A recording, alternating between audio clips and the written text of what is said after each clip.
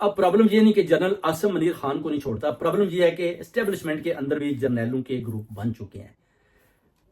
Almost 65% جو جرنیلوں کی تعداد ہے وہ خان کے ساتھ ہے، مگر وہ بول کچھ نہیں رہے۔ بار بار جنرل عاصم منیر کو پیغام دیتے ہیں کہ چیف صاحب بس کرو، اپنی ذاتی لڑائی نہ لڑو۔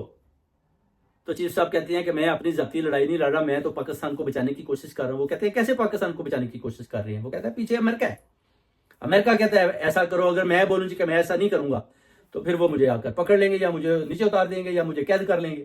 اب میں بھی، وہ کہتا ہے کہ فیصل واڈی کی طرف پھنس چکا ہوں، نکل میں بھی نہیں سکتا۔ وہ کہتا ہے کہ چاہتا میں بھی نہیں کہ خان اندر رہے، مگر مجبوری یہ ہے کہ پیچھے سے جو طاقتیں ہیں، بیرونی طاقتیں، انہوں نے مجھے جکڑا ہوا ہے۔ جیسے وہ کہتا ہے کہ سائفر کو آپ نے پڑھا نہیں کہ کیسے باجوہ کو انہوں نے کس طرح تڑیاں لگائی تھی کہ ہم تمہارا اس طرح حال کریں گے اگر تم نے ہمارے آرڈر نہ مانے۔ تو وہ کہتا ہے کہ میں چیف ہوں، مجھے